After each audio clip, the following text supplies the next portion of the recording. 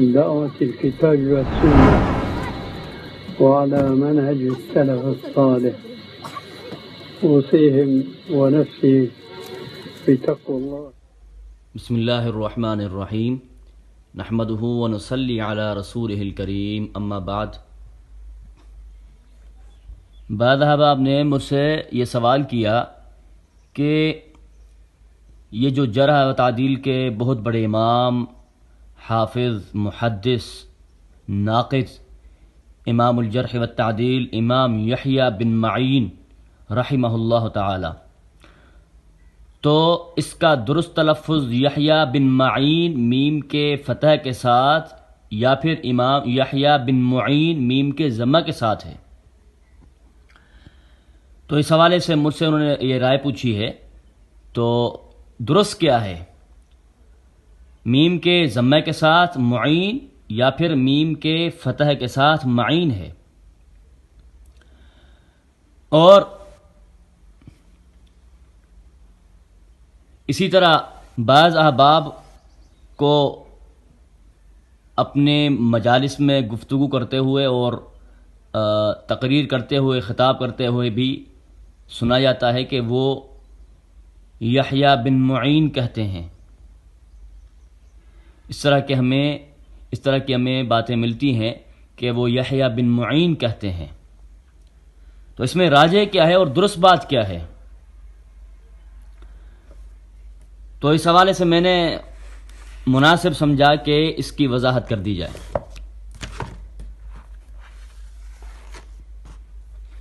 یہ میرے پاس حافظ ذہبی،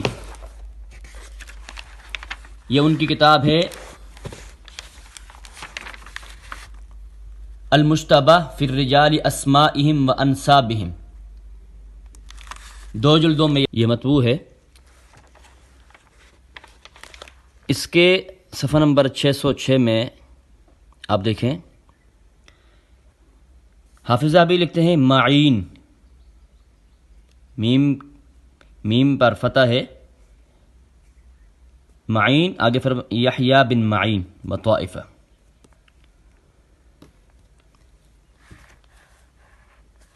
اس کے بعد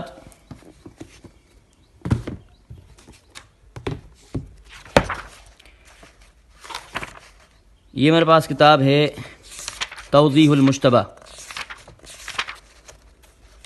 علامہ ابن ناصر الدین دمشقی، یہ بڑے حافظ حدیث تھے. اس میں انہوں نے حافظ ذہبی رحمہ اللہ تعالیٰ کی یہ جو کتاب ہے المشتبہ، اس کی توضیح کی انہوں نے، اس کی وضاحت کرتے ہیں. دیکھیں، قال، یہ قائل اس کے حافظ ذہبی ہیں. معین المشتبہ میں جو حافظ ذہبی نے ذکر کیا تھا یعنی معین، اس کی وضاحت کرتے ہیں. قلت، یعنی حافظ ابن ناصر الدین دمشقی کہتے ہیں، قلت بفتح اولہ و کسر العین المہملہ، میم کے فتح کے ساتھ اور عین کے کسرے کے ساتھ. پھر یہ قال یحییٰ بن معین و طائفہ.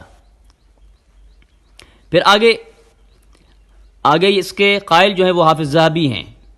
حافظ ذہبی نے المشتبہ میں وضاحت کی تھی، یعنی یحییٰ بن معین و طائفہ. تو یہاں سے یہ بات واضح ہو گئی کہ درست تلفظ جو ہے یحییٰ بن معین ہے. درست تلفظ جو ہے وہ یحییٰ بن معین نہ کہ یحییٰ بن معین ہے. بطور فائدہ طالب علم کے لیے میں یہ بات عرض کر دوں کہ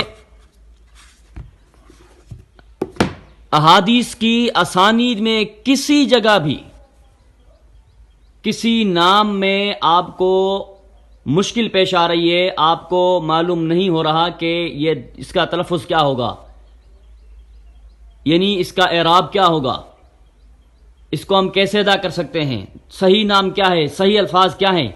اس کے لیے اگر آپ کو کوئی مشکل پیش آئے تو محدثین کرام نے، اللہ رب العالمین پر کروڑ رحمت نازل فرمائے، اس پر بھی محدثین کرام نے باقاعدہ کئی کتابیں تصنیف کر رکھی ہیں، تالیف کر رکھی ہیں. یہ پورا ایک مستقل فن ہے.